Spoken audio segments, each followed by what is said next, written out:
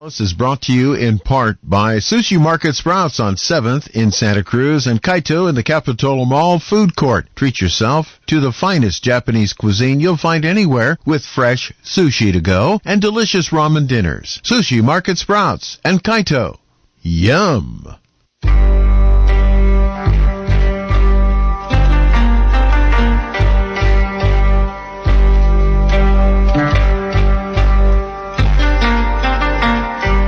Well, it's Thursday. That means it's time for China Uber Alice on AM 1080 KSCO. I'm Bill Graff. Welcome to our program.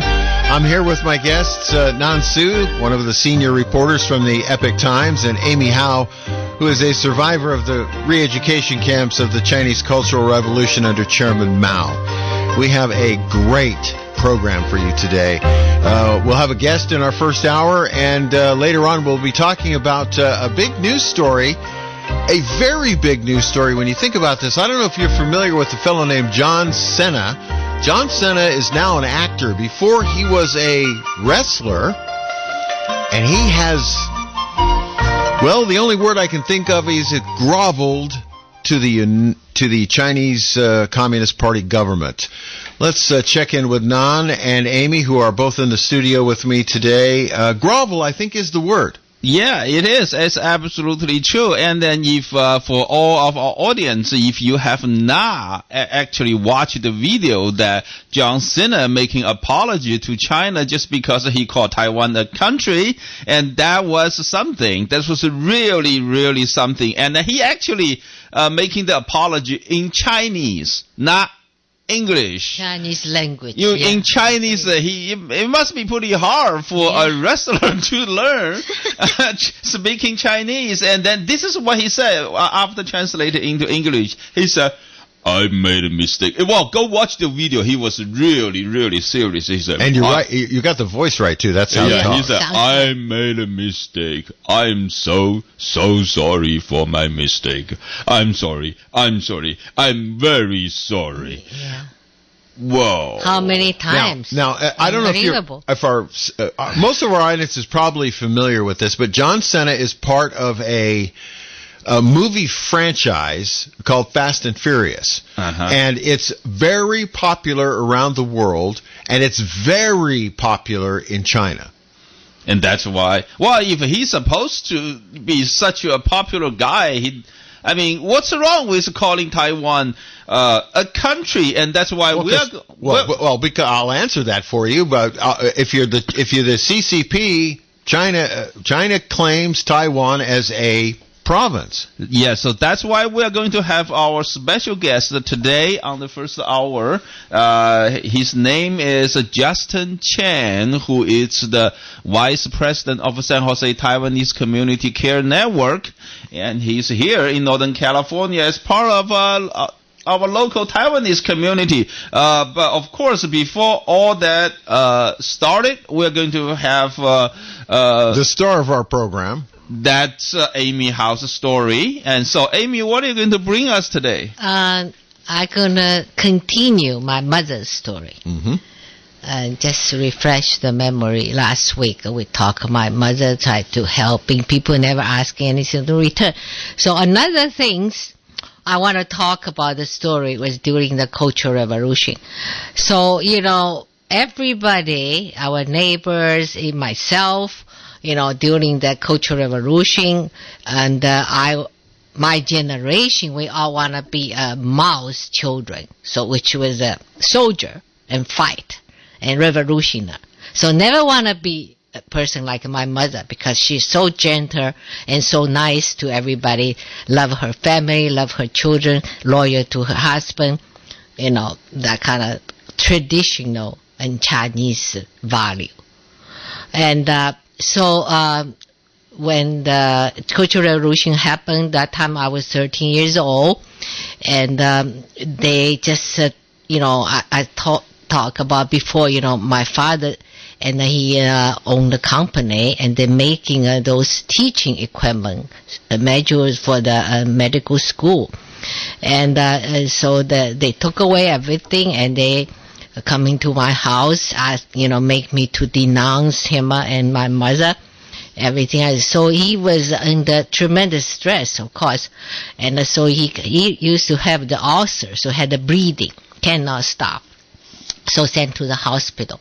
But that time, I tell you, in the hospital, and they put all the surgeon and say they are not good, they are not the correct class, and the people can trust. So make a surgeon to clean the bathroom, and janitor. Make a janitor to be a surgeon. Unbelievable, So lots of medical accidents, because they don't know what to do. So they had to ask the, nurse or whatever to helping them, but still lots of people die during the surgery or after surgery. And then another thing, because my father is a class enemy, so during the surgery, the surgeon, very lucky, and that time on that week, and that janitor surgeon was sick, didn't come to the hospital. We didn't know about it. And then they had to got a person which was working also in clean the hospital or whatever, and pull him out. He was a surgeon before.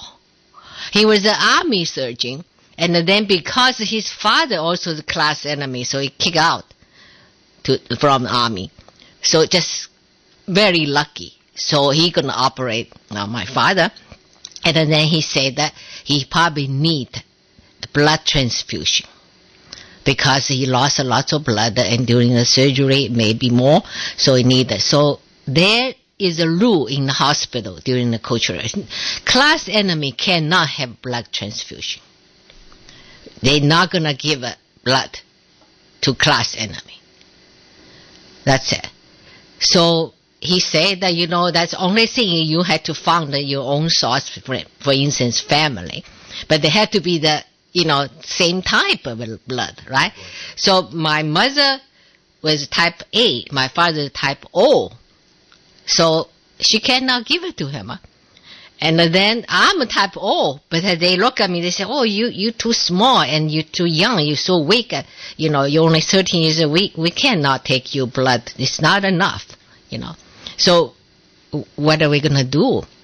So the surgeon said you had to have a blood ready, because otherwise, he probably going to pass out and pass away and during the surgery. And so we don't know what to do. So I'm talking about that time I realized, my mother is very strong. Because, when chips are down, you will see the person, whether she courageous to do something or to think about to do something. So she said that, the only way is, he said, I'm going to take you with me and go to the place my father worked, and to talk to the revolution committee and see maybe if we just try, maybe they will call the hospital, tell them to make exceptions. So, what else we can do? So my mother said, I'm going to go there. I'm going to tell them. I'm not begging them, whatever it is. I just tell the story and tell the truth and see maybe somebody will help. I know she probably prayed to God, And so we go there and then we start. Good thing is that, in this committee, some people, they were older workers. And actually, that time my father hired them, So they know my father because he always very nice to them and give a good salary, everything. And but the new ones come out, which was in charge, is a revolutionary rebellion, they call it. And those people, and the thing is, we got there that morning, and the guy in charge, a young guy, was a rebellion group, leader of the rebellion group, is not there. So it's a chance, So mother just tell what's happening, and she didn't cry. I was surprised. I saw that she's gonna go there to cry and begging, so they maybe feel sorry for her. She's not. She's just telling what's happened. And she said that, well, if the hospital call, because the thing is the surgeon was very sympathetic, and he probably will not to write it down, about this, my father's social status, which was a class enemy. So the hospital will they had tried to find a blood bank and to matching or something, but they need, and my father's work unit, they call work unit, the company, somebody, the revolutionary committee, to have a letter say that. And so the guy was very much hesitant. They say, well, what I'm going to do, I'm going to write a letter, or I'm not. And then he said, well, but you look at it, was a good chance because the guy was not there. Probably going to come back a couple of days later. They have some meeting in other place. So he think, well, maybe I write the letter and then and call the hospital and mail the letter. They had to put a seal on it. And then if nobody mentioned that, so they were just okay. So he decided to take a chance, to take a risk, actually. But it's very nice, because that time, in China, during the Cultural Revolution, they just wanted people to fight each other and to betray each other, just against you're talking about CCP, why I think they are evil, and because that, they against all the humanities.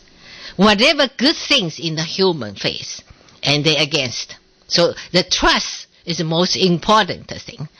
And so they just make everybody, I don't trust anybody, and then you generate the hate and to harm somebody. Like you gotta be harmed. Somebody reported you, turn you in, and then you report more, 2 or 3, whatever, That's happened to so many families. Unbelievable.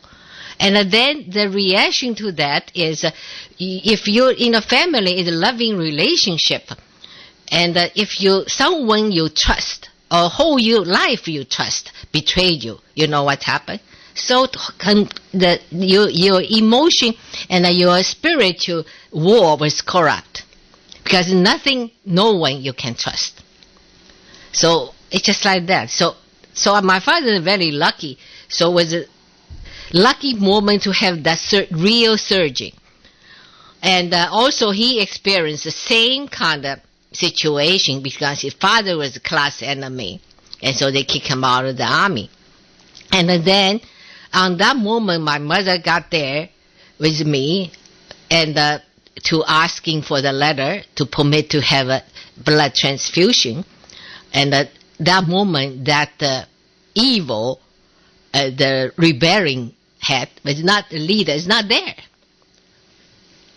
So I don't know. It's a miracle. Lucky all the way around. Yeah, I just all the way. I think it's something, and God want him to live.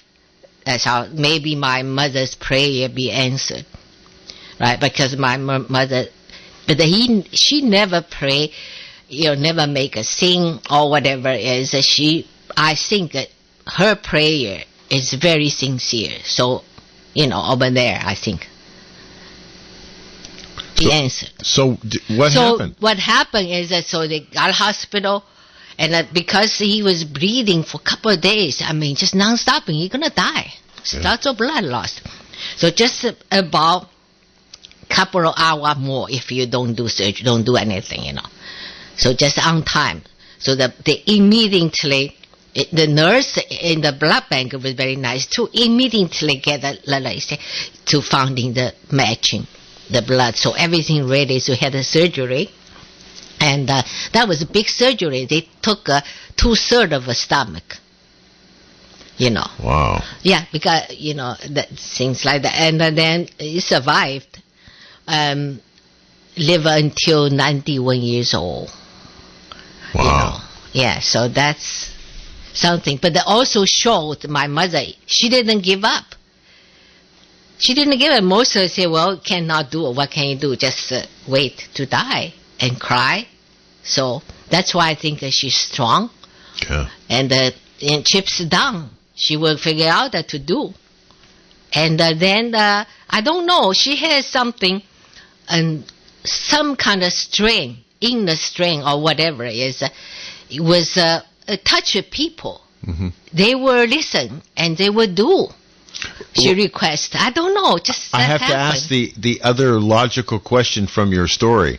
The guy who signed the paper in the absence of the rebellion guy who wasn't there.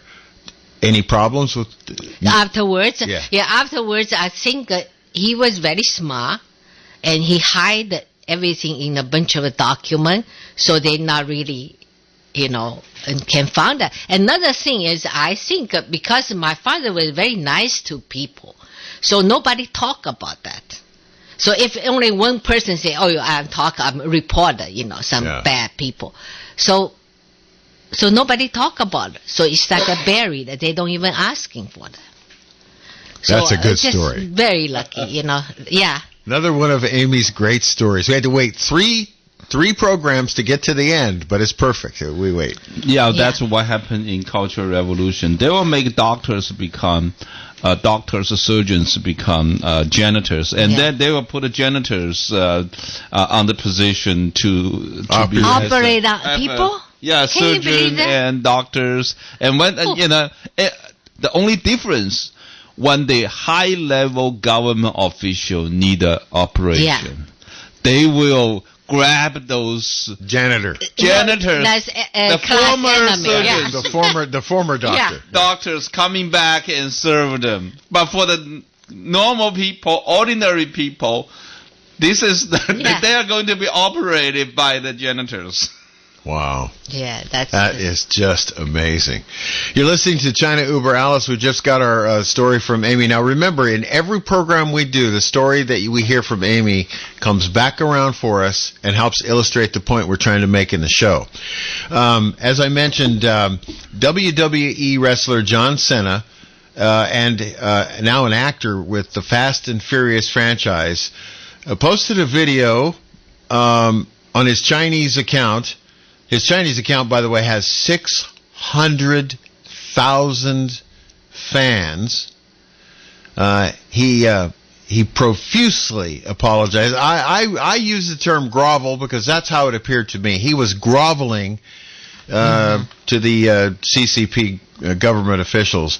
Also, as I know, and they demand him apologize in Chinese. Oh, by the way, this is not new, by the way. I don't know if you remember Tom Cruise's character in the original Top Gun movie. The original Top Gun movie had a jacket, and on the jacket was a Taiwanese flag.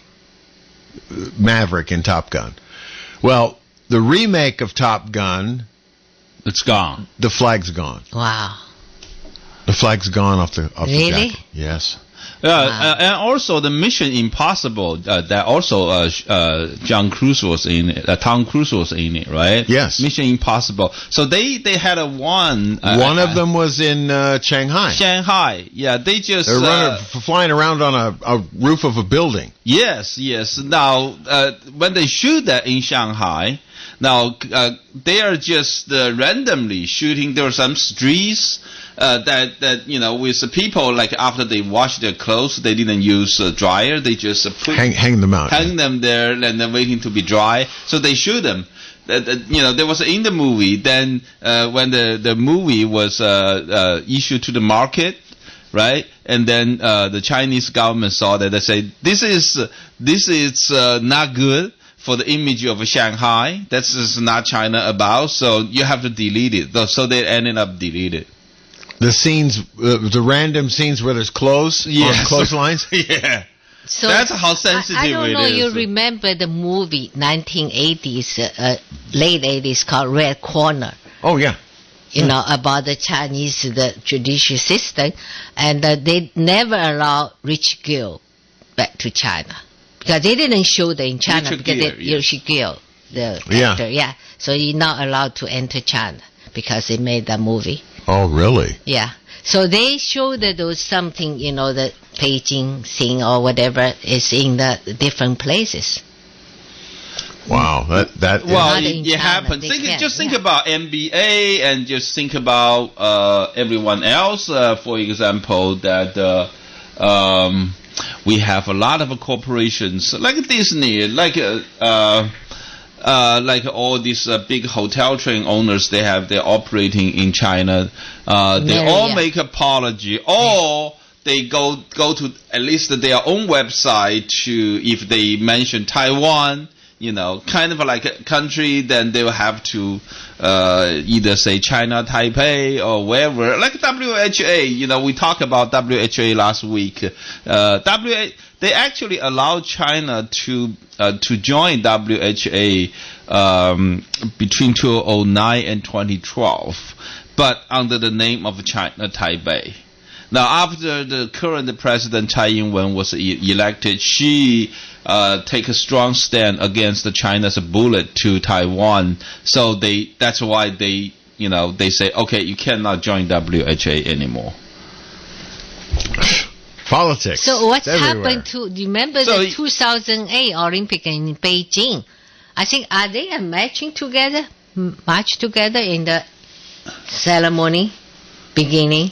I forgot. Wasn't there Taiwan or something. Wasn't there a different group of people that were unassociated with? They were not allowed to march with their country, so they set up a new category called they didn't march together. So they are under a different group, but they are holding the Olympic flag. Olympic flag, yeah. So we're going to have our guest. We have a special guest today.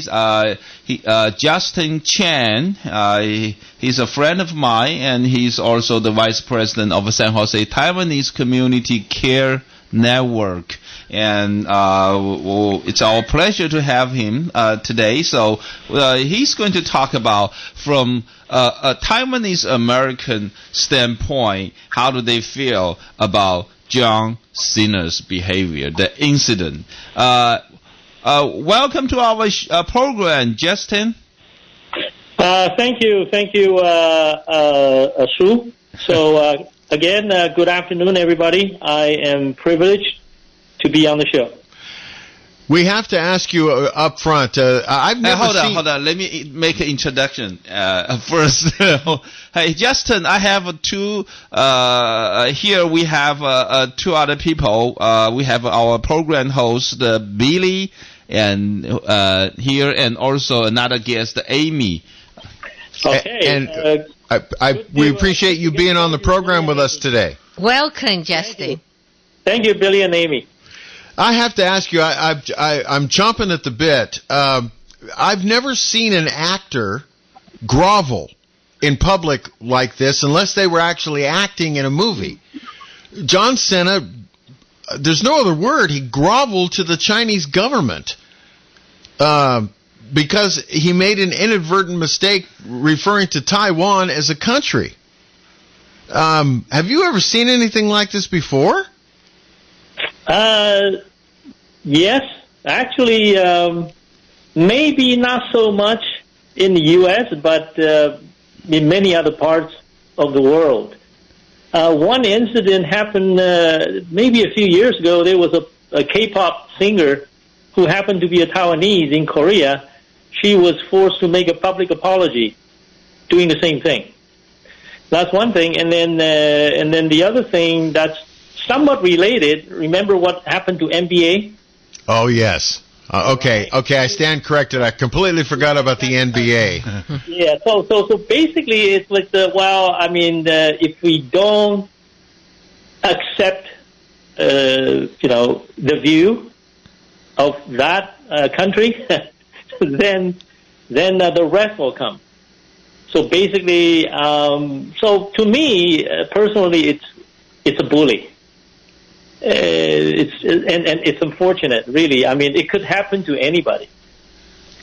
Yeah, it could happen to anybody. Anybody, and personally, any entity, even country. a country level. Or a company, for that matter. So, Justin, may I ask you something? So, what is Taiwanese people? I'm talking about American Taiwanese people. What's their reaction from that? I think, personally, I don't know much about how others will react, but I think as a free will citizen, I think this is not the kind of behavior that we should condone. And unfortunately, it happens actually more often than we would admit or observe. I personally think that this is ludicrous, right? Basically, it's telling you cannot say certain things. You cannot even think the way differently than what we want you to think, so on and so forth. I mean, if you extend to that level, right? And if you look at what we have today, currently in the United States, I mean, you can actually observe some elements. It's also it's actually permeating through our society as well, right? So that's kind of where I stand right now. Hey, Justin, let me ask you a very straightforward question. You are Taiwanese American, so let me ask you a straightforward question. Do you think Taiwan is your own country? Well, I personally was born and raised in Taiwan, and I came to U.S. in late 1970s. I completed my high school, my undergraduate, my graduate studies here. So, in a sense, I am American with Taiwanese heritage, right? But do you think Taiwan is its own country? Well, I mean, from all the evidences to date, you can actually try to prove it otherwise. It controls, it actually met all the definitions and criteria of being a country, objectively, right? The ability to control its border, has its own armed forces to protect itself against foreign threats, right? Ability to negotiate treaties with other countries. It's based on rule of law, or it was authoritarian, but it gradually transitioned right into a more of a free society. And the government is basically represented by the people. So tell me, which part of it is not, right? Let me interject some thoughts here on that, because I've always thought Taiwan was a country, and I think I thought that because I wasn't told any different, But if you use American law and you look at Taiwan for a minute, all of the things that we have, like for property, if you have a trail across your property that your neighbor uses to get back and forth, and you don't say to that person, I'm sorry, but you can't go across my property in this place. If you don't say that to them after, I think it's 1 year or 2 years, they have a prescriptive right of way to use that portion of your property to get to their property because they've been using it for a while, right? Okay, if we look at Taiwan in that same kind of light, most of the world for many years now has treated Taiwan as a country. The only place where they really aren't treated as a country is the United Nations. That's only because China has a giant, finger on the do not pass go button. But for the most part, everybody else treats Taiwan as its own government. Yeah. If you use that logic, why can we not call Taiwan its own government? And why do we have to make an apology for that? Yeah. That's right. I think, in fact, they've got definitely different kind of government, right? Because the Taiwan government is elected. And a total democracy, everything. People have a freedom, have human rights, everything. It's totally different from China. So, in fact, it's separate entity, absolutely different. Yeah, I think we're on the same page. I don't disagree. From what I already shared with you. Now, tell me which part of it is not. Let's prove it the other way. Justin, now, do you still have any families or relatives in Taiwan, and how do they feel about their country? Okay, so I think yes, I do still have relatives in Taiwan. I recently spoke with some of them. And it's been this way, I think, for the most part of their lives. Ever since I became conscious about who we are, about what the predicament that Taiwan was in, and so on and so forth. So remember, back in the 60s and 70s, and then half a century later, the world has changed. And Taiwan certainly have changed. It actually transformed itself from an authoritarian rule to a democratic rule. And that in itself is humongous. Right now, obviously with a lot of help from the United States and many other friendly countries in the world. So this in itself is an achievement. And then when you instill that, and when Taiwanese citizens felt, this as their accomplishment, especially those that lived through this transition period, right? Deep down, they don't think otherwise. Why would they think differently? Now, right now, if you do a poll, a street poll in Taiwan, there will be a minority group of people that would say otherwise. But the majority of the people would think that, we are functioning as a vibrant democracy. We are, and we have all the so-called the makeups of a classic definition and criteria of a country. So we are acting and behaving and operating as one. So, and I think that as people continue to instill that, to feel that way, and to gain more recognition. Think about it. Diplomatically, Taiwan has been suppressed for a long time. Mm-hmm. And yes, it does affect people's psychology. But they also know that so long as they continue to be a vibrant region, and that holds key to a lot of things that the world needs, right? So basically, recognition or not, you hold certain key to what world needs. For example, semiconductor today, right? So is it not an important part of the region? Yes. Is it not important enough to, especially United States and or Japan and many other countries, right, that would rely on the contributions from Taiwan to be part of this greater economy, right? And so a country or not, yes, would it be better that Taiwan be recognized officially, right, diplomatically as, it would be great joy. But without it, I think Taiwan continue to thrive. Amy? Especially over the last, so many decades. Yeah. And Justin, I have one more question.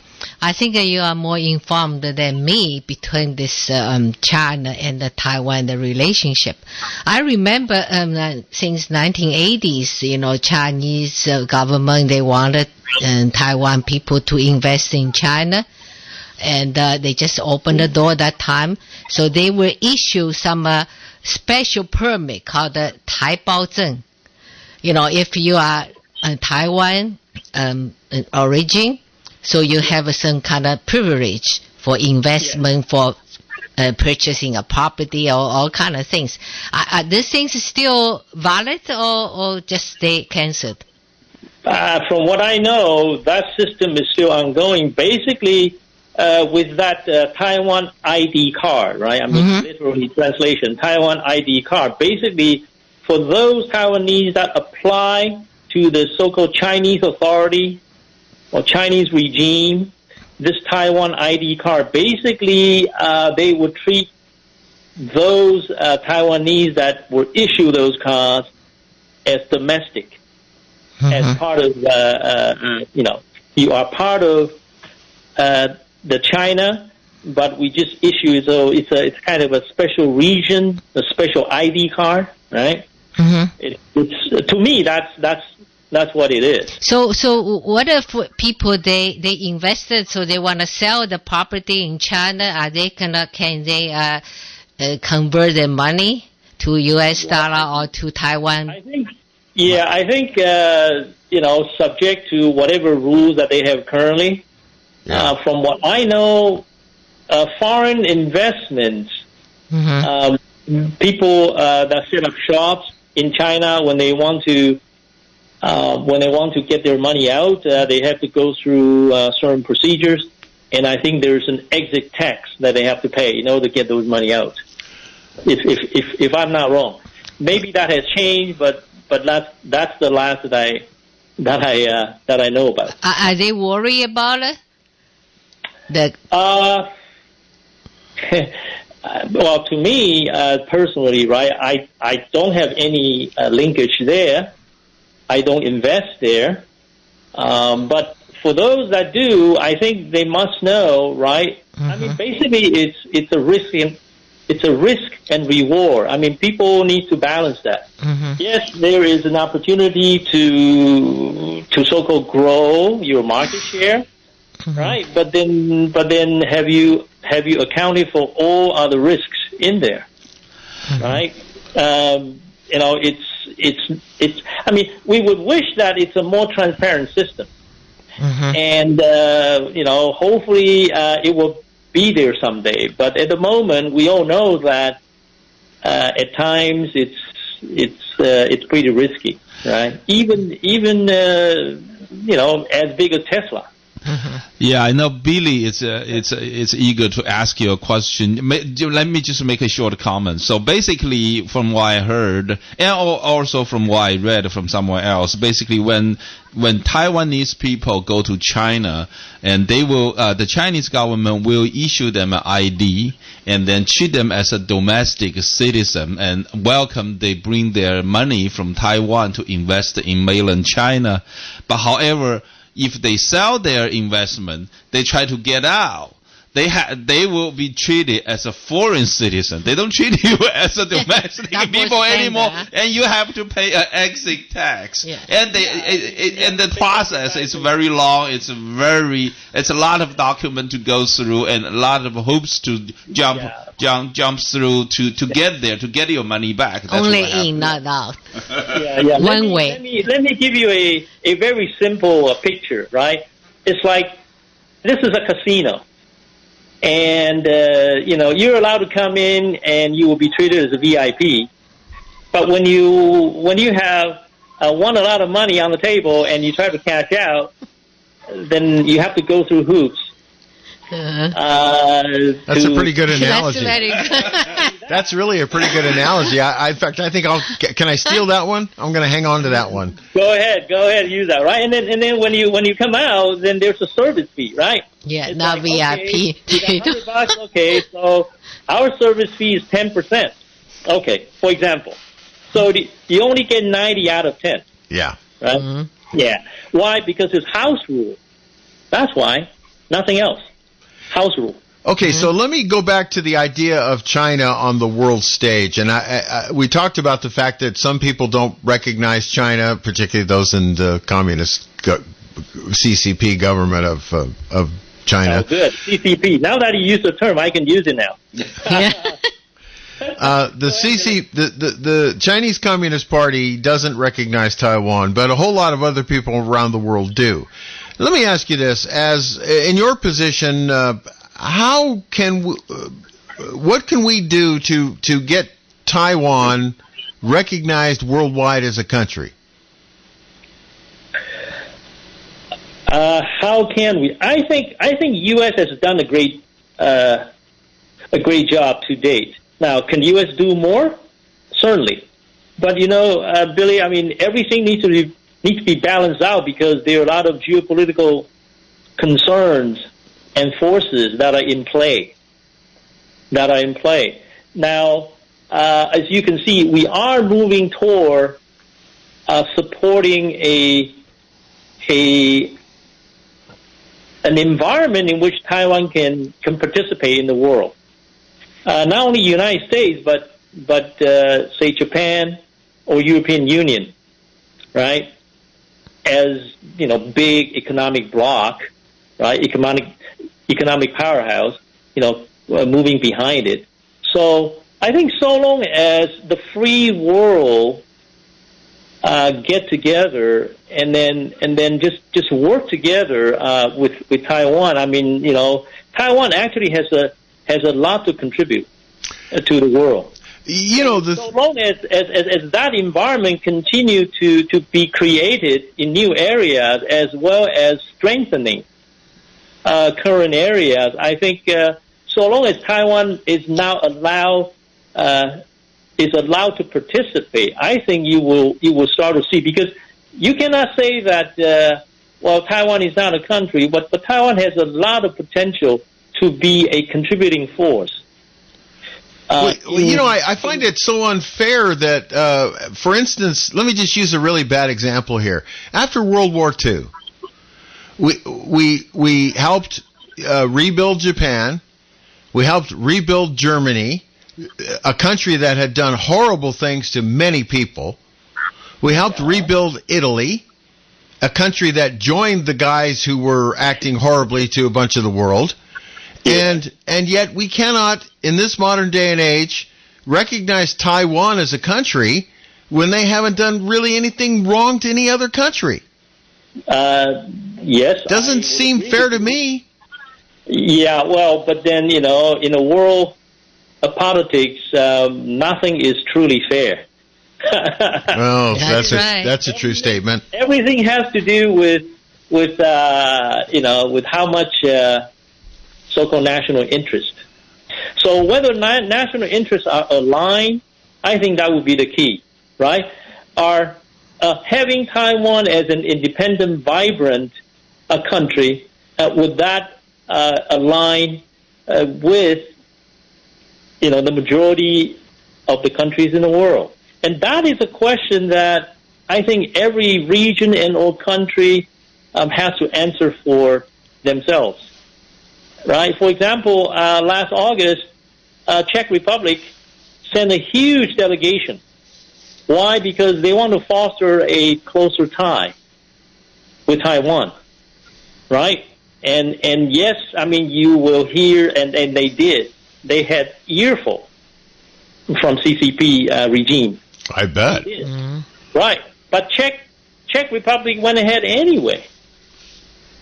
Right? So it's about national interest, right? It's about finding friends in the world, right? And if Taiwan is worthy of such a place in the world stage, then I think it behooves the United States not to support. And I think the United States has changed its policy as well. I mean, if you read closely what State Department has done in the previous administration, I mean, a lot of things have opened up. And I think things will continue to open up and continue to be strengthened. And because now all of a sudden, half a century later, the United States realized that, man, Taiwan is a gem, it's a diamond. And it was put aside because we were blinded. That's my personal opinion. Hey, Justin. Now, let me ask you another question. Providing the current situation between the two nations on two sides of Taiwan Strait, and all around the world. Now, what do you think? What's the appropriate way? Because we're talking about John Cena.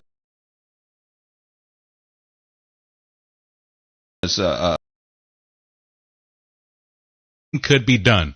Log on to kscohealth.com to order. I think this bully is not new. I mean, it's been around for so long. It's just I think we are paying more attention now.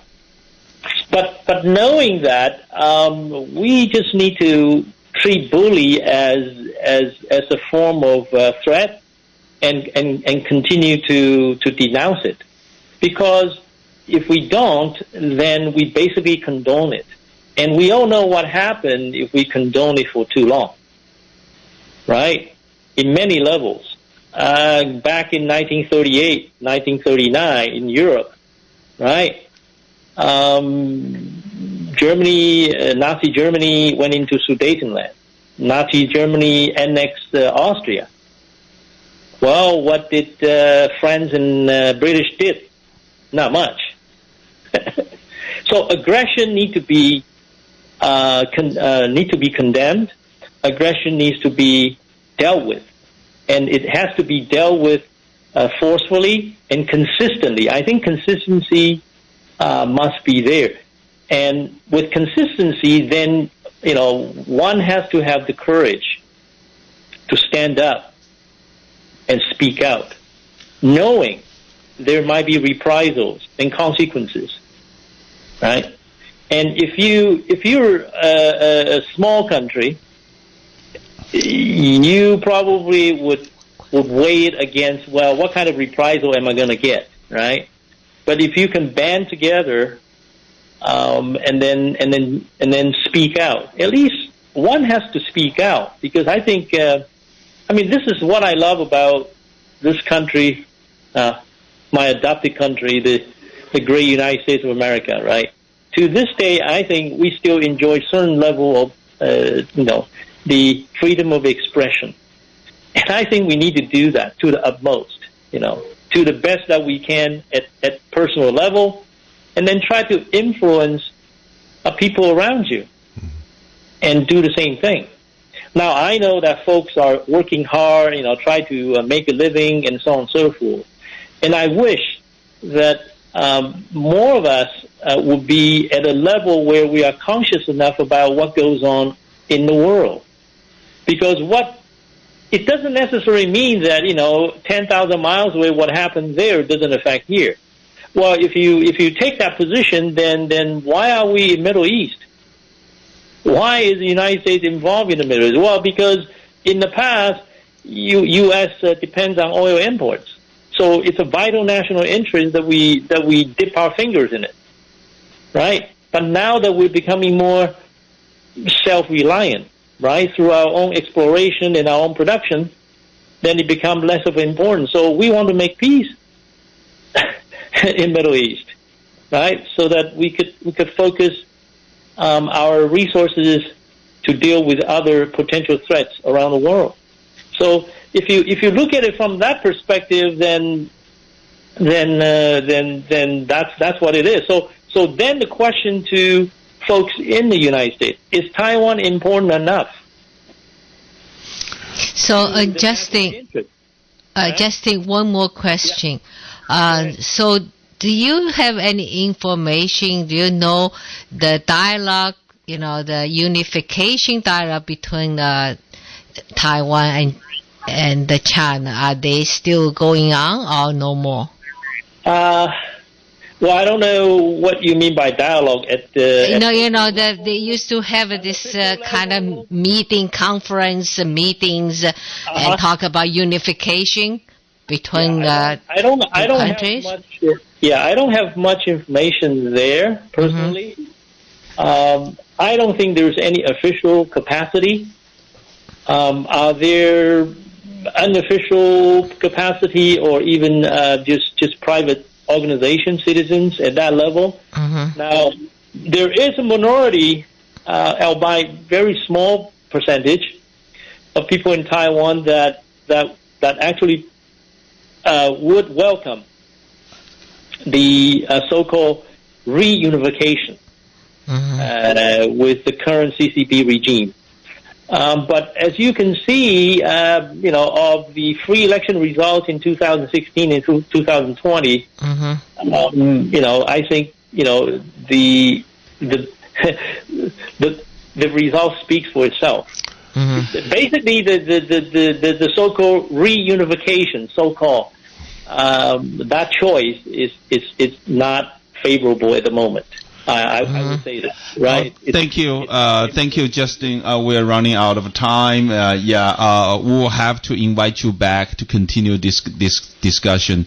Anyway, it's really our pleasure having you today to give your aspect, from the Taiwanese Americans aspect, to talk about how your community feeling about the bully from CCP in China. Thank you so much for being with us. Well, thank you, Amy. Thank you, Lan, and thank you, Billy, for inviting me and allow me to speak my mind and basically share my thought with all of you. And I appreciate this opportunity. Thank you. Take care of yourself. Thank you. Yeah, thank you. Bye-bye. Satisfy your hunger right now with the delicious ramen and sushi you'll find waiting for you at Kaito. Easy in and out location in the Capitola Mall food court. Special orders welcome. Fresh, delicious, and oh so good. This is Koji. I'm looking forward to seeing you at my restaurant, Kaito. Coast Paper and Supply is a local, family-owned supply business right here in Santa Cruz since 1948. They've been proudly serving the Central Coast through this COVID-19 pandemic. Sanitation is a serious concern during this pandemic, and Coast Paper and Supply is open to offer you the widest selection of janitorial supplies to be found anywhere. With their excellent selection of quality products and customer service, discover why many local businesses, schools, and households choose to shop at Coast Paper and Supply. You can find Coast Paper and Supply at 151 Josephine Street in Santa Cruz. Open weekdays 8 to 4 p.m. Or you can give them a call at 831-423-3350. You can also check out their website at coastpapersupplyinc.com. That's Coast Paper and Supply, keeping local businesses and households supplied since 1948. Primo Roofing is your full-service roofing company. They not only replace roofs, but maintain and preserve aging roofs with an entire division dedicated to postponing costly roof replacement. Their maintenance division specializes in pressure washing, coating and sealing, mold and mildew removal, gutter cleaning and replacement, preventative maintenance, and repairs. Maintenance is key to long roof life. Are you ready to protect your roof? Call Primo Roofing today, working to extend and preserve the life of your roof. Chef Ben here from the Back Nine Grill and Bar at the Pasatiempo exit, where we serve the very best house-ground burgers in Santa Cruz County and possibly the world. Come in Thursday for the Outlaw Burger and a pint for only $15. See you at the 9.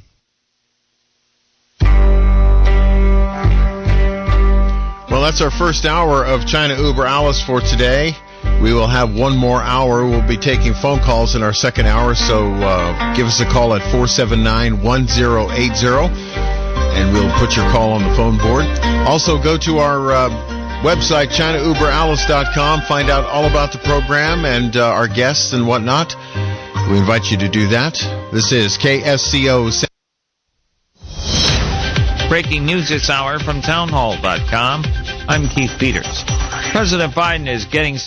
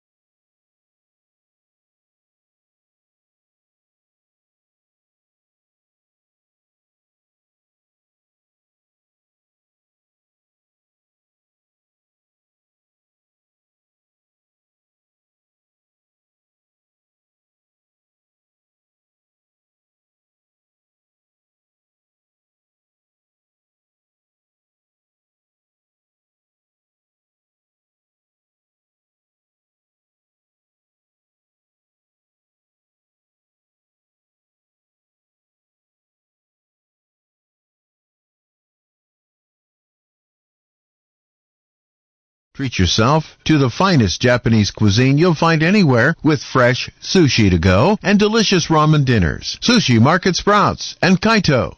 Yum!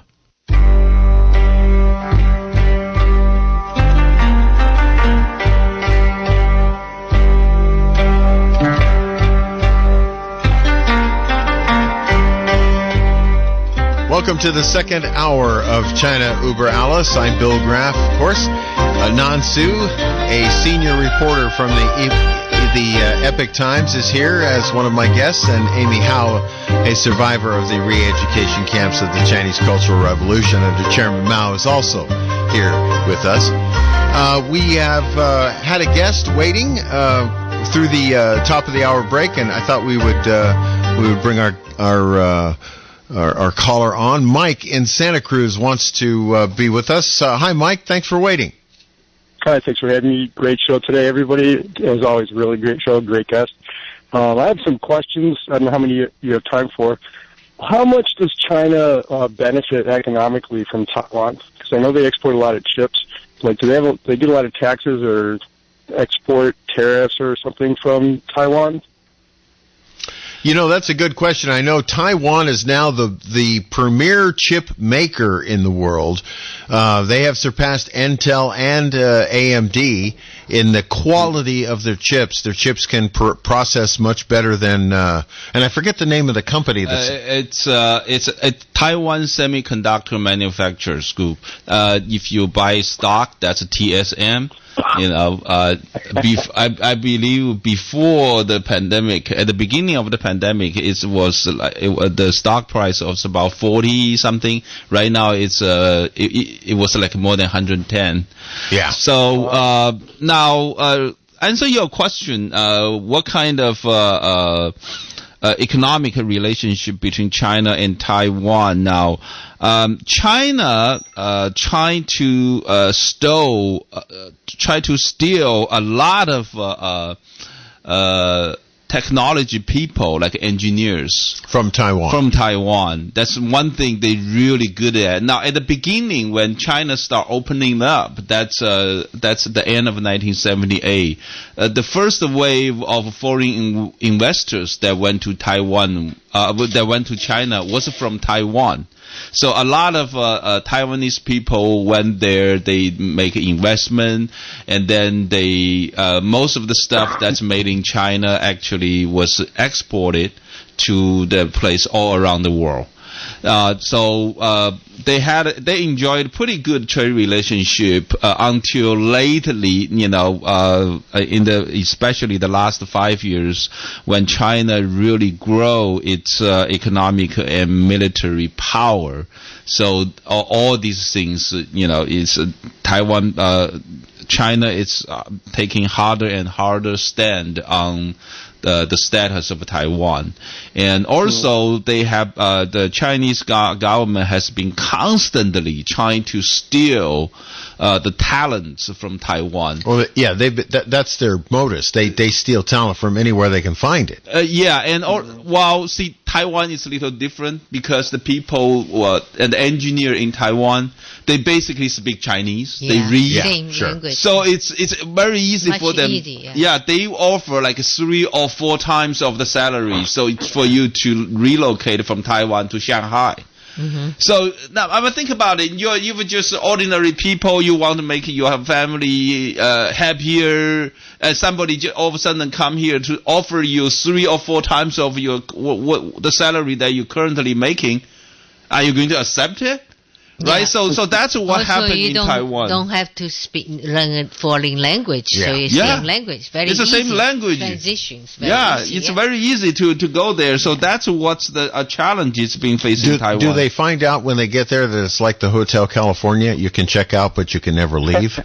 Well, we don't know yet. They are not really. They treat them really well, I have to say, because they want to keep them there. Yeah. But until one day, right? When they want to check out. out, and then I don't know what they're going to find out. But for the business of Taiwan, they went there earlier to make an investment. When they trying to withdraw from China, they had a really hard time. Yeah, it's like the casino example. Yes, that's right. Very good. Coming in the VIP and get out, they pay the fee. Yeah, right. Yeah. And also, never. right now, Taiwan, of course, China trying to lure Taiwan to have a closer relationship with China. It used to be they send a lot of tourist groups to Taiwan, so to let the tourist society in Taiwan to make money, and then they buy a lot of like bananas, apples from the farmers in Taiwan. Pineapples, right? Very good. Taiwan, the fruit is so delicious. Yeah, very delicious. Really, because not polluted. But food, I trust Taiwan food. Even now, I go to Chinese market looking for the products Taiwan. I don't want China because you never know what kind of poison they put it in. Yeah, right. That's a good point, actually. Yeah, in 2012, after the new president, the current president, Tsai Ing-wen, was elected, they are taking the harder stand against the bullying from China, and then to take a more security measure to protect Taiwan's independence and democracy. So immediately they stopped all the tourists. This is how amazing is it. They can actually just tell them the society in China, say, do not travel to Taiwan. Yeah. So basically they cut it off. Boycotts then, yeah. So they cut it off, so most of the tourists are not going to Taiwan anymore. And then they start buying the pineapples, the bananas, and it's just like they start buying the ores, the mining products from Australia, right? Yeah. When Australia want to have an independent investigation of how this coronavirus was from, so China start buying the mining products from Australia. It's the same thing they're doing. Yeah.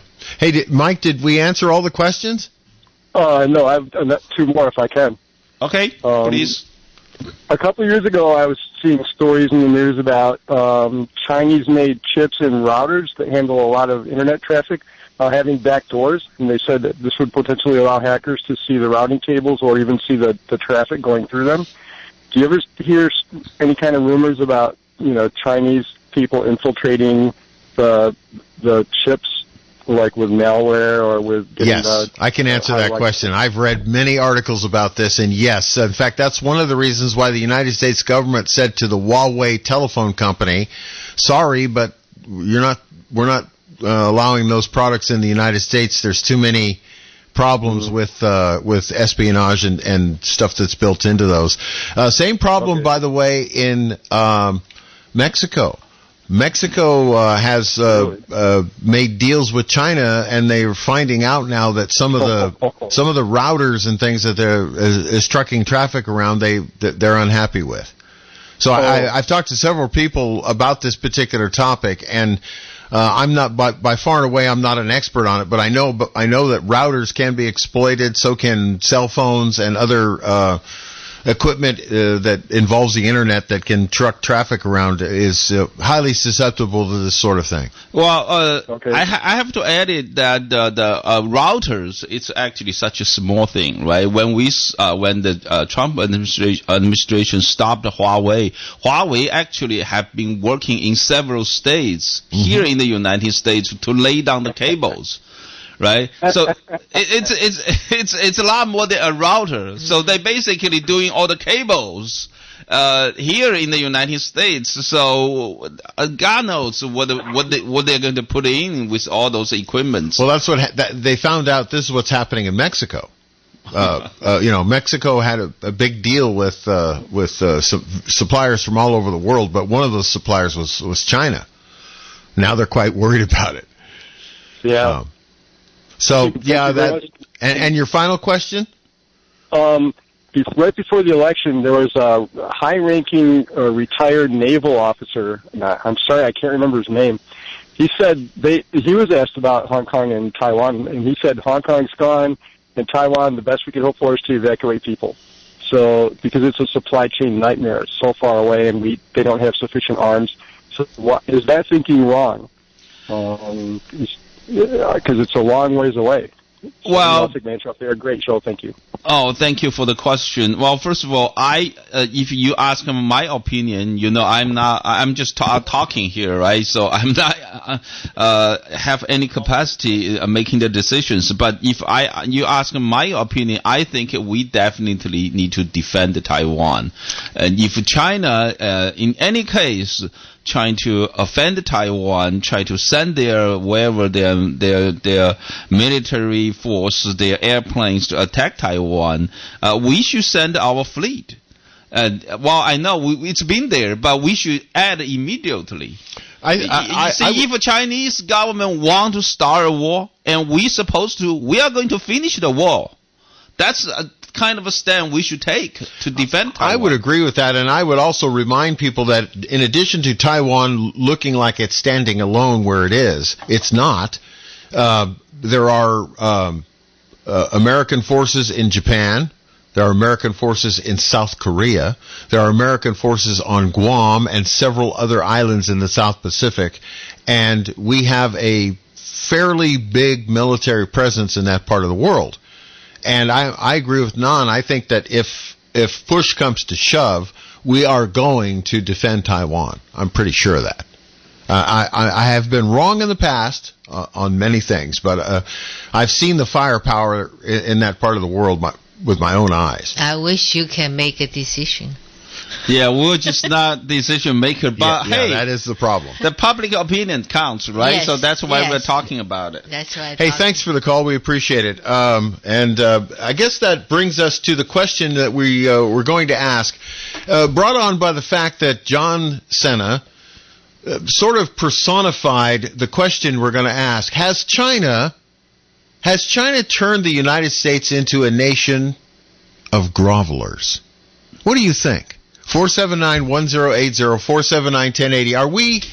Are we trying to apologize for our way of life now around the world, especially to China? I like that way you put it, Billy. Yes. Are we going to apologize for what we believe and for the lifestyles that we hold dear?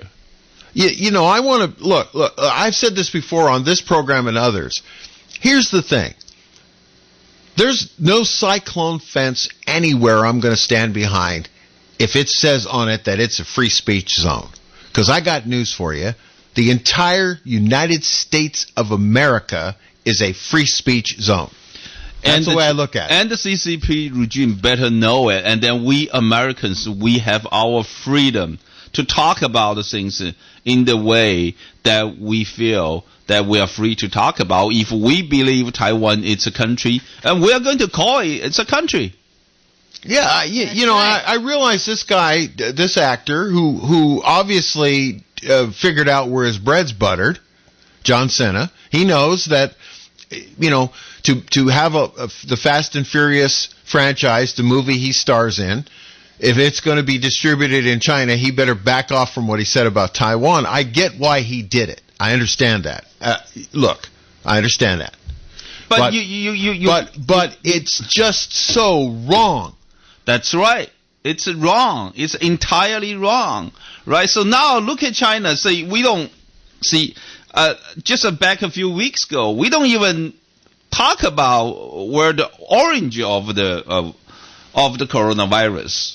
Right, but now I'm glad everybody start, talking about it again, and I'm glad the Biden administration opened the investigation again, and they're not going to rely on the investigation of World Health Organization anymore.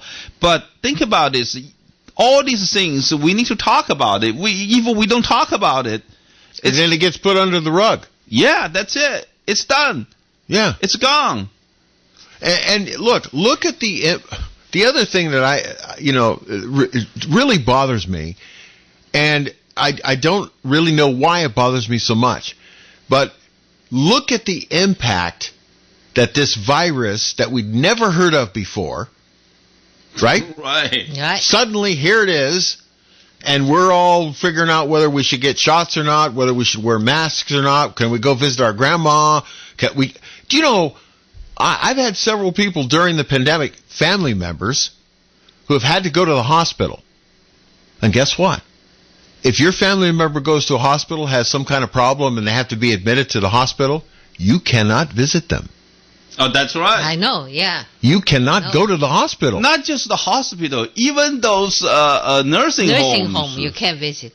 You see that? You see that there's a... Look at how that's affected our society. A country that we just said, both you and me and Amy, at the same time all agree that we live in a free country. Not free if you can't go visit your sick mother in the hospital. Yeah. Not really. Now we are asking the investigation. Now, should we make an apology to CCP regime that we want the investigation? No. See? Not me. That will be the same thing, right? Think about John Cena. Yeah. If he said the same thing, that think about what's going to happen to the program, the Fast and Furious. They're going to boycott it in China too. I'm sure they are. But also, at least, look, I kind of like the fact that John Cena made the apology the way he did, because now we know, the world has seen how they have to react around this totalitarian regime. If you don't grovel, your movie doesn't get distributed. If you're Nike and you don't grovel to the Chinese CCP government, then what happens? Then Nike doesn't get its shoe contract. And that's right. And that's why exactly the NBA doesn't get to have their games in China because of, remember that problem? It was a big problem for the NBA. Yeah, that's exactly the reason I invited Justin Chan today. And because you know what? Everything they're doing that Americans start recognizing right now, it's been already tested in Taiwan. Yeah. They have been doing the same thing in Taiwan, so now they're just moving to the United States. And Australia. Yeah, Australia, same thing. Australia is big. It's a big problem right now. If you read, I do a lot of reading of the BBC and world other news outlets around the world, because I lived around the world, so I keep up. Boy, you should see the article in the newspaper from Guam about Australia. It's a big deal in the South Pacific. Yeah, that's it. Yeah, so China boycotting, the imports they are making from Australia ever since Australia say they want an independent investigation of how the pandemic happened. Yeah. Yeah, they bulletin around the world. Justin was talking about the Czech Republic. Yes. They were visiting Taiwan. China immediately boycott then. They just like that. And yet the Czech Republic still went to Taiwan because they want to deal with Taiwan. Yeah. And the day the Czech Republic's deputy groups this is a huge group, right? The day they arrive, the arrival day of that Czech Republic's visiting group to Taiwan, China sent more than 20 military planes approaching Taiwan, which it's just basically their threat. Show. Yeah, yeah, that's it. Yeah. Yeah. Bully. We have Don in Salinas wants to talk to us. Let's see if I push the right button. Don, you're on KSCO. Thanks for calling. Yeah, this apology by John Cena, I think it's even worse than it looks like on its surface. This whole apology thing was produced, choreographed by the Chinese Communist Party to the point where that is not even John Cena's voice. That is a Chinese imitating John Cena speaking Chinese. If you listen to that apology, the inflections that he's using while he's talking, there's no way John Cena could speak that well Chinese, but they wanted to make sure that the Chinese could understand his apology. So he sat there and moved his mouth and made faces like he was sorry, but they produced all of this. This is really sad. So you think that did you watch it? Do you think that actually the voice was not his own? No, the voice was not his own. It's play the apology. That's just more interesting. His voice. Yeah. Yes. They made his voice deeper than it actually is. That was their biggest mistake. And in certain words he was saying, there were inflections, as if he was could actually converse in Chinese, which is impossible. Yeah. You know, I think this was produced, choreographed by the Chinese Communist Party, and he just sat there and blinked his eyes and moved his mouth. His face even had the face of, if you remember, North Korea has a habit of making people stand in front of a camera and cry and apologize. That's right. It looked like that. It was horrible. but if you can, listen to this apology, play it, and you'll agree with me. This was a horrible thing. Well, John, Don, I will say this. I don't know whether John Cena can speak Spanish or not, or Chinese or French or anything else, but I will say this. I know how to manipulate sound in an audio recording. I'm very good at it, actually. That's what I do here at the radio station when I'm not fixing equipment or being on the radio. And I bet you might be right, Don. I bet I certainly understand the technology well enough to know it can be done. Mm-hmm. It can be done. You know, as long as it doesn't look like a Godzilla movie, people will believe it. You know. Actually, I kind of like the Godzilla movies. I like them too. Thanks for calling, Don. Good show, you guys. Okay, bye. Well, Don makes an interesting point, and I hadn't thought about it until he brought it up. You know, I know how to fix little imperfections in sound and make people's teeth not click and take out breaths and all that stuff, because that's how we make commercials. And it is entirely possible to have somebody voice track. If you have Netflix and you see some of the foreign television shows that are made in Russia and Brazil and places like that, when they dub in the English version of it, so we can watch it in the United States, their lips move, and it looks pretty close. I mean, the technology is pretty good. Yeah. And so I see no reason why they hadn't. Don may be entirely correct. Maybe John used to make, even before the Culture River, they make the movie, adopt the special film studio to do that. To make the overdub. Chinese language. Yeah. The lips, everything matching. Well, you remember some of the early Jackie Chan movies they sent to the United States were, Jackie Chan didn't speak that well. Wow. But see, from the discussion from Don and both of you talking about, I think this is really scary. Basically, the CCP now had a capacity to make a John Cena, an American celebrity, to become a mouthpiece of CCP now. Yeah. Especially when think about... Oh, thanks for putting it in such a way that now scares me. No, that's right. We're getting deeper and deeper, Discover more, The thing about it is, technology is such... we've learned this from everything from Huawei telephones to, microwave technology, all of this stuff that has the Chinese government has gotten control of from somehow stealing the patents or stealing the technology or whatever. We all know that it's possible, that anything's possible. I mean, I hate to put it that straightforward, but it's really true. If they want to do something bad enough, they'll end up doing it. I'm just curious, did you see any information about any other American meeting interview him? Talk about this? John sent, no. Talk about this video? No, see, I haven't seen the video yet. I only heard about this video, and then I went and looked on the internet about the story about it, but I haven't actually seen him saying it in Chinese. Boy, John Cena really a fast learner. They learn Chinese really fast. Let me say, look, Chinese is not like English is for you guys to learn. It's equally as hard for us to learn all the inflection and the way the Chinese language. Especially Chinese, very difficult. Exactly, really, not that fast. No. Yeah. I'm sure unless John's mother, grew up speaking Chinese to him as a baby, I'm sure he didn't pick it up that fast. Wow. Like Don pointed out. Thank you, Don, for pointing that out. Yeah.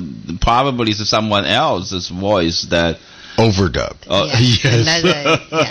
That is just horrible. That is just horrible. I think in the future he may be, hey, Billy, you're a talk show host. Come on, maybe one day they will make you moving your lips. Chinese mouthpiece. And then CCP's mouthpiece. There was a CCP voice.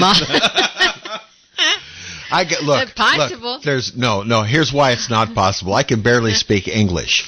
Trust me when I tell you that. Well, you don't even need to speak English. You just need to move your lips. Yeah, but I have to make my lips look like I'm speaking Chinese. I can't even do that.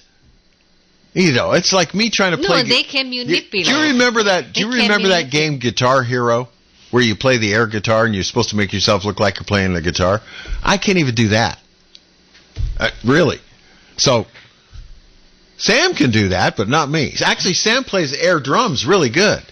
Anyway, but no, I can't imagine getting to the point where. Well, we talk about the deep fake videos where you know they have all these famous people supposedly saying all this stuff that they never said, but the video is so good that it looks like they said it. Mm-hmm.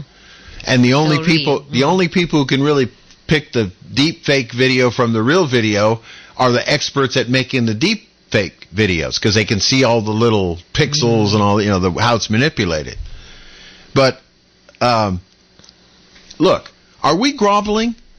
Have we become a nation of grovelers? Let's ask our audience again. Do you think we become a nation of groveling? My engineer wants to answer that, I think. Well, I wanted to respond to you and just simply ask, outside of your outstanding musical talents or fake musical talents, how we got from groveling actor to guitar hero. How did that work out? How I got there was, look, technology has given us the ability now to make John Cena speak Spanish or Chinese or French or any other language. Okay, well, I saw this video several times last night, and it is him speaking in Chinese, and it has English subtitles describing what he says, but no doubt about the he was groveling in any language. Yeah, I got that too. Now, like I said, it's either John Cena learns Chinese really fast, or it was dubbed in very well. Either way, that's kind of scary. Either way, him groveling. It looked very real to me. That's all I'm saying. Yeah, but deepfake videos do. Well, if it was not him, supposedly. He's supposed to come out to say something, right? Mm-hmm. He didn't even deny it. So basically, that's him, and he agreed to do it. And let me just read it, the English translation, if you have not seen the video that John Cena put on the internet. That's what basically he says in Mandarin, in Chinese language, Mandarin, and he said, "I made a mistake. I'm so sorry for my mistake. I'm sorry. That's how many times? How many? So sorry. Does that count one time or two times? There's one time. I'm sorry, and I'm very sorry. That's 4 times. Mm-hmm. And you have to understand, I love and respect China. And I'm sorry again at the end. That are in play. Now, as you can see, we are... times, I'm sorry, in 3 sentences. Yeah. And I am begging, you have to understand, I love China. Well, he loves China because there's a lot of people making money. Yeah, exactly. Well, look, and are you familiar with Weibo? Weibo. Yeah, that's a Chinese. Okay, so that's kind of like a Chinese Twitter. Okay, so his Weibo account. Mm-hmm. Remember, these are fans who are Chinese. Yes, in China. He has 600,000 Chinese fans to his account. Well, that's the same kind of scale that NBA stars are having in China. NBA stars, they all have the same kind of. This is Weibo is like a Chinese Twitter, right? Mm-hmm. Yeah. So all the NBA stars have that many fans and followers on their like a personal account of Chinese Twitter. So like 60,000, maybe 1 million. They have a lot of those. So they are basically say, hey, I shouldn't say that because I still want to make your money. Actually, that would have been more honest.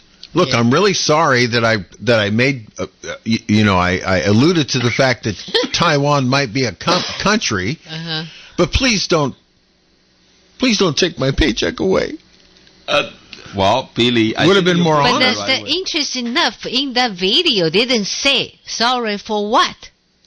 You hear? Say that? Yeah. No, he didn't say just why. Just the text, saying is sorry for, you say, a country. Taiwan's a country. But then not verbally.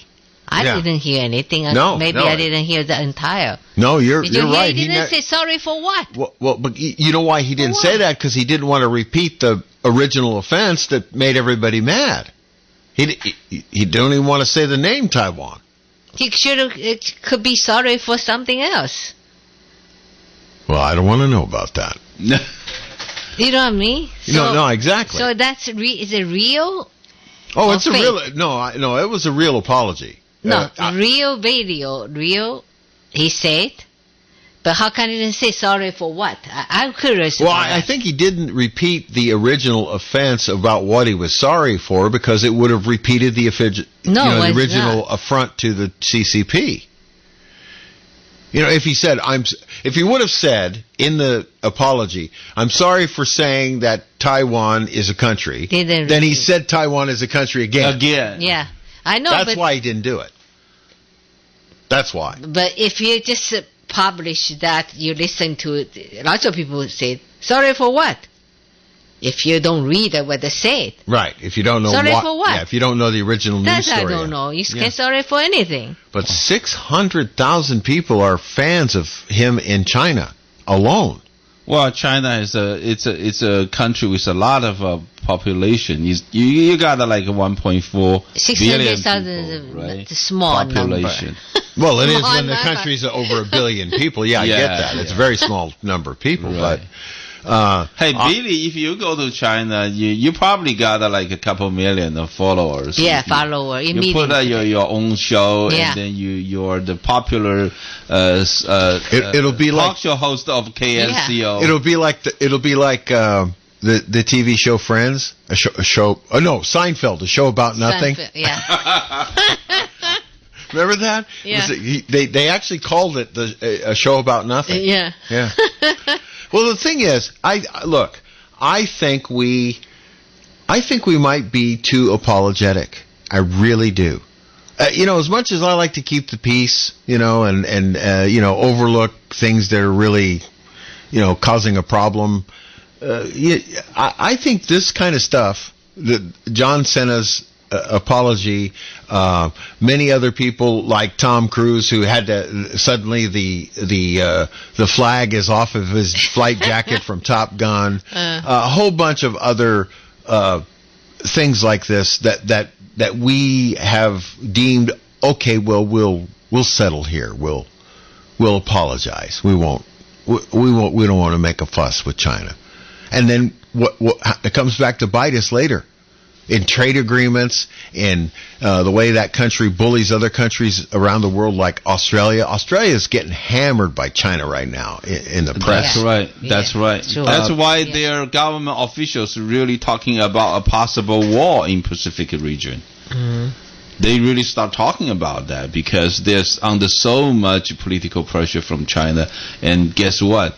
It's only for the reason they want to know the true origin of the coronavirus.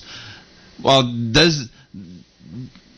don't the world that don't the people around the world deserve to know the true origin of the pandemic, the virus? Well, yeah, I absolutely agree with you, but I am looking at it from a strategic national point of view from the United States, from China, from other countries involved in vaccine development and that sort of thing. There are some famous companies involved in coming up with the antidote for the Corona-19 virus, and billions of dollars spent on the vaccines alone. So, when you think about it, if you follow the money, it's a little scary. Well, that's what happened to the Pfizer vaccine, right? So that's why Taiwan couldn't purchase the vaccine from Pfizer. See, Taiwan originally signed an agreement with Pfizer to purchase the BioNTech vaccine. Now, then China all of a sudden get in to tell Pfizer. Pfizer has their distribution center in Asia. So the China told the Pfizer's Asian distribution center and say, Taiwan is part of China. So if you want to distribute to Taiwan, you're not supposed to sign a contract with Taiwan. You're supposed to sign contract with China. So that's why the deal of purchasing 5 million doses of biotech vaccine Taiwan purchased from Pfizer was broken. Mm-hmm. So they stopped the deal. I'm not sure Taiwan is looking for. I think Taiwan is looking to sign a deal with Moderna now.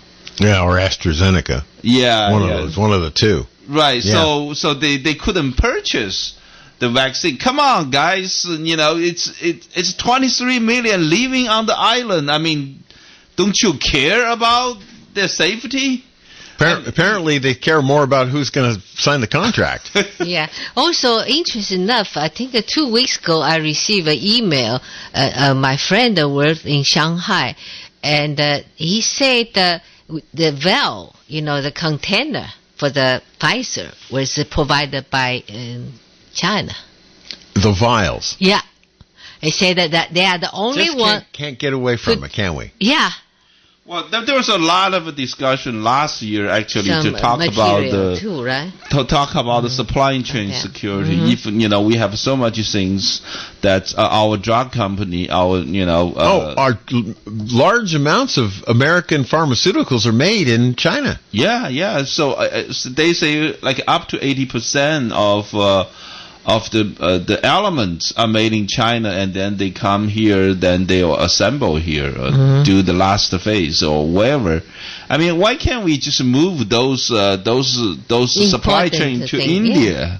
That's more secure. Or Alabama could move them to the United States. You could move them to California. You could move them to Oregon. You could, supply some jobs here and do it here. Yeah, why not? I mean, this is scary. Think about this. The things that's going to be injected into millions and millions of Americans, that's actually made in China. But the government now, our government not own the corporation. That's China, they are the state-owned. Yeah, well, that is also part of this discussion that we need to keep bringing up periodically in our program. The fact that many of the things that take place are international results. In other words, yes, okay, a particular company is registered in the United States, but it has offices and manufacturing plants and business agreements internationally around the world.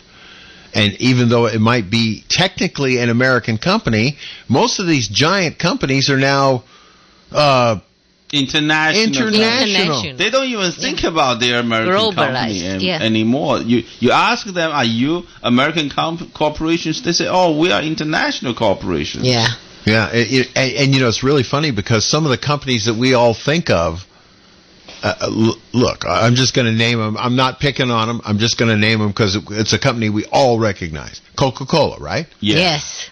Do you know where Coca-Cola? Look, Seattle. I have been all over the place on this planet, and I've never gone anywhere where there wasn't a bottle of Coca-Cola in a local refrigerator somewhere. It's amazing. Yeah. It's a company. Really? Nestle's chocolate, Nescafe coffee is everywhere. Yeah.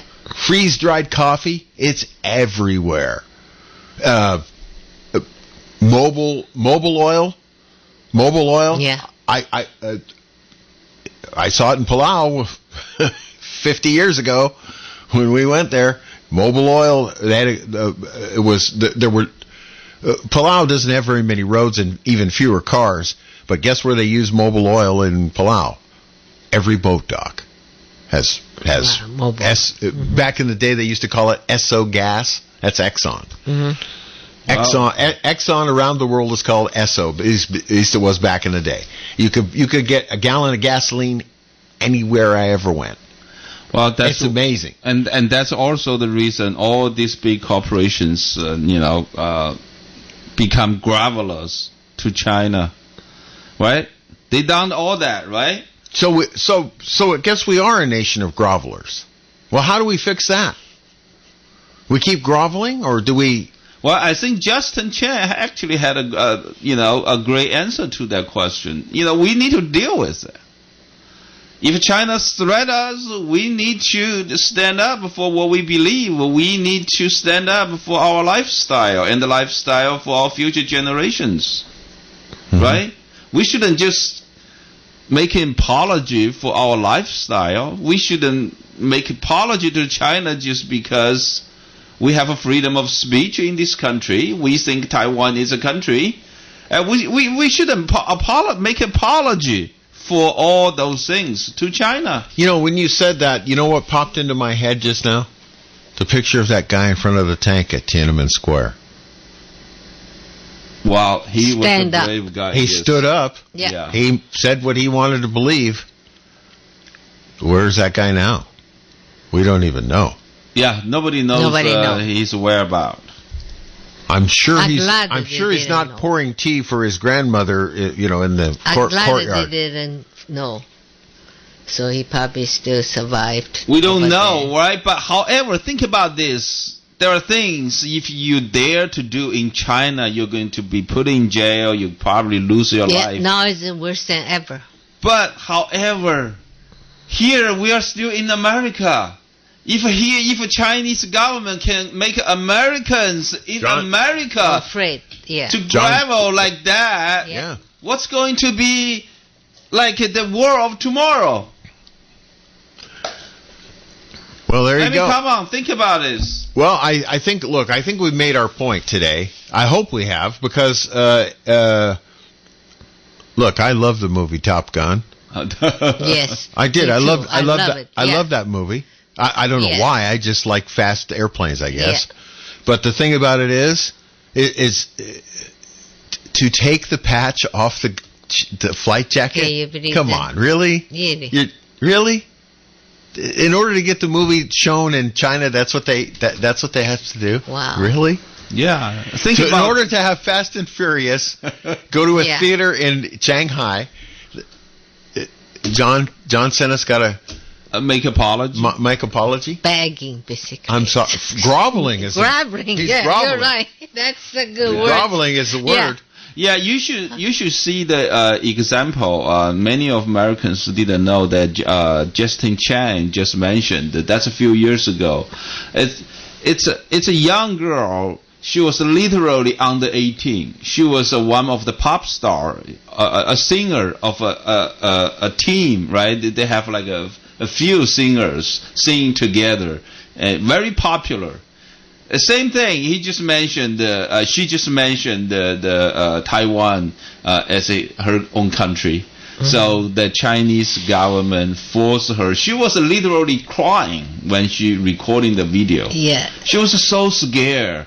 and when she was making the apology on the video interview, and she was crying, and then she was making apology, and this is so horrible. It's all testing in Taiwan before it even come to United States.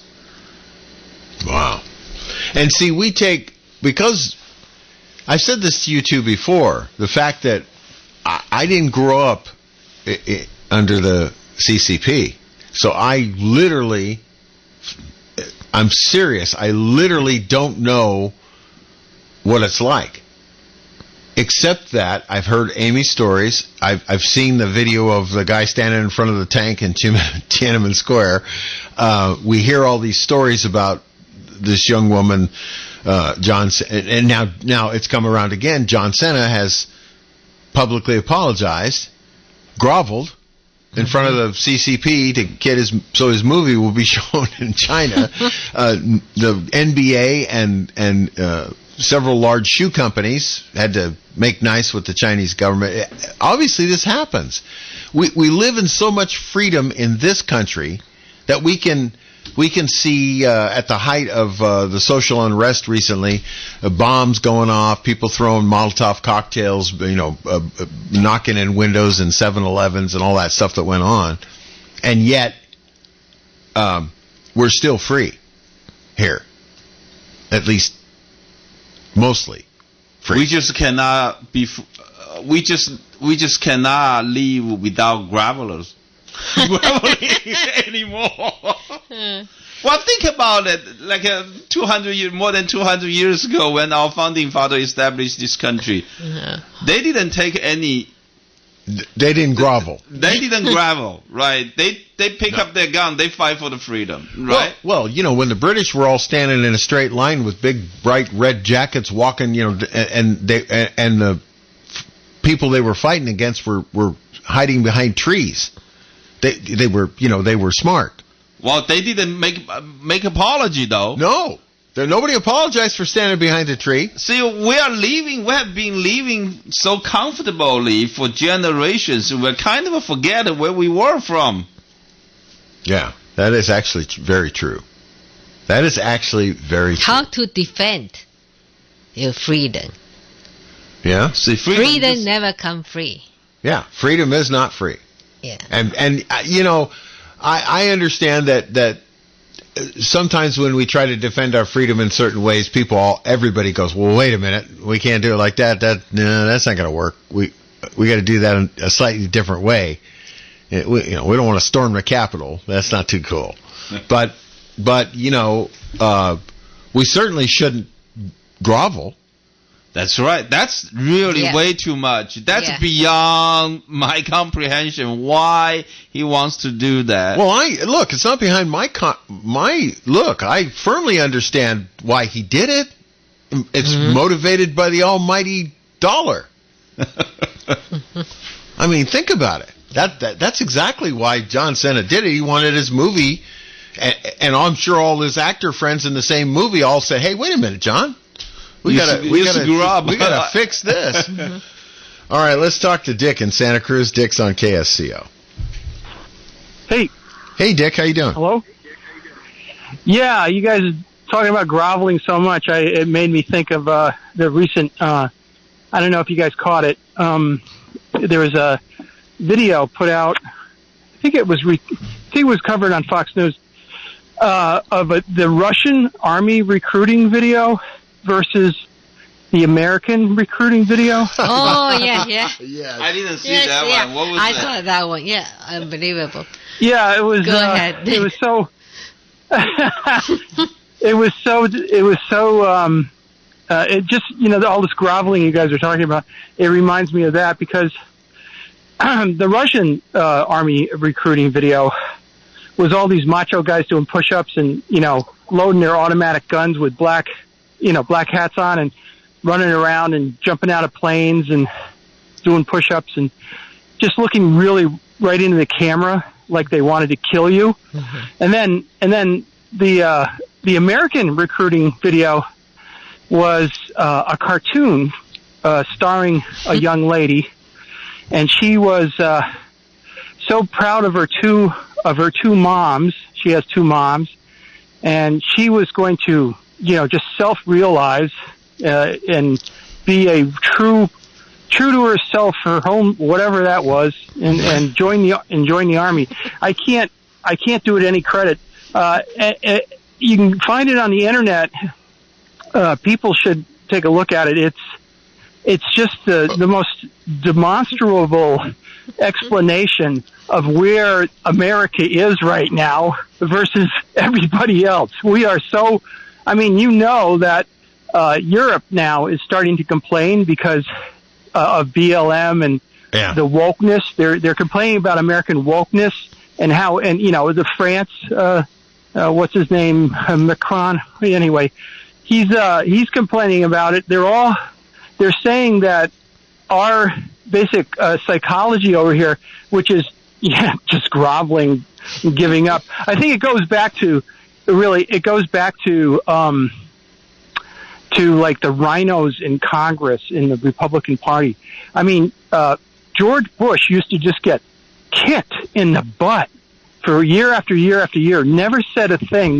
The media would just, talk about groveling. And then Trump came along, right?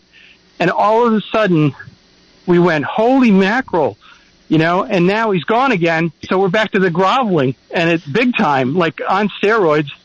It's disgusting. It's just degrading. You guys are talking about the founding fathers. They obviously would all be... There was no groveling back then. No. Hey, listen, something we got to work on, Dick. I got to go. We're running out of time.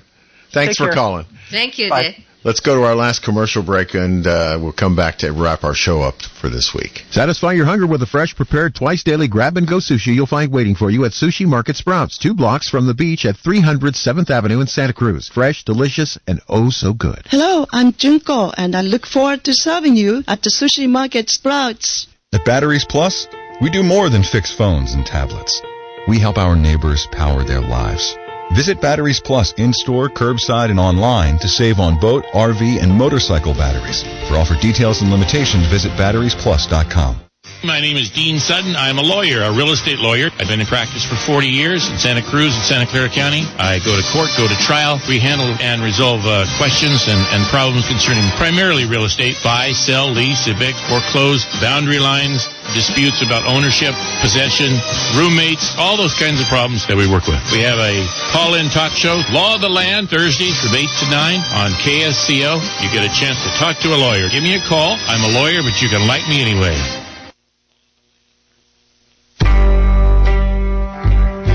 Well, that's our program for today. Thank you for what a lively discussion, Nan and Amy. Well, there's really not much else to say. I guess we really need to pull our big boy pants on now and not grovel anymore. No more. No more. On that note, we'll see you next week. Thank you for joining us for our program today. Remember, if you want to find out more about China Uber Alice, go to ChinaUberAlice.com. All kinds of show notes, interviews, and whatnot. It's all right there. Just check it out for us. All right, this is KSCO Santa Cruz, Salinas, Monterey. Flight 1080's coming up in just a moment.